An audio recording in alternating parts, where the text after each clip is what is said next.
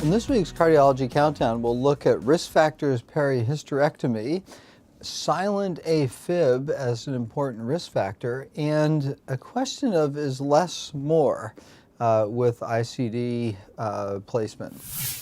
So we'll begin with an interesting study of about 3,000 women that looked before and after hysterectomy, with or without oophorectomy, and looked at various risk factors.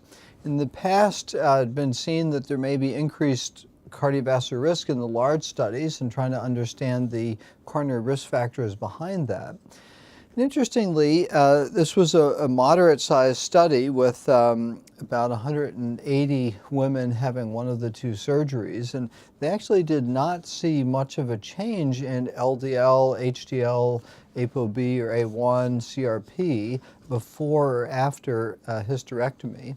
And they took some reassurance in that. And so not as bad as one might think. Obviously, one would only need that, undergo that surgery if needed. But in terms of cardiovascular risk factors, not a big change induced by it. Next up is another interesting study looking at diabetics and subclinical atrial fibrillation. And so they have known that diabetics have had silent evidence of cerebral infarction in a high percentage, and it's not really been understood why. And brief episodes of atrial fibrillation leading to embolism might be a cause. And so this group did an observational study in 464 diabetics, all of whom were on aspirin, and did 48-hour Holter monitoring to try and detect subclinical atrial fibrillation. And they matched that to normal healthy patients and found that about 9% versus 1.6% had brief episodes of atrial fibrillation over those 48 hours. And those patients were at very increased risk of developing a stroke, and interestingly already having evidence of stroke on brain imaging at baseline. And so the number of stroke events was 17 versus 6 over the next several years.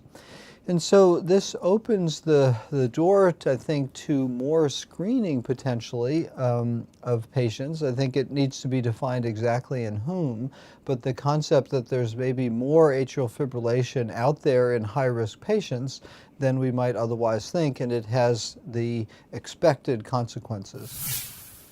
And the number one pick this week is a paper in JAMA from the NCDR in the ICD registry that looked at the difference in outcomes of single versus dual chamber ICDs.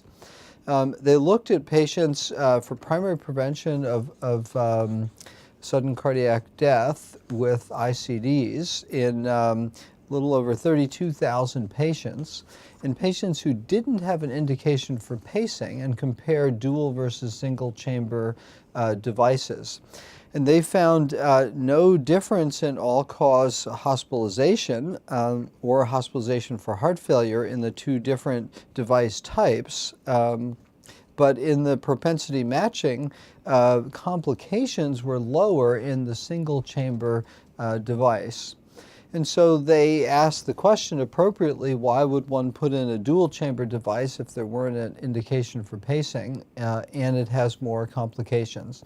And so an area of further scrutiny of getting the appropriate device for the appropriate patient. So for this week's Cardiology Countdown, I'm Chris Cannon.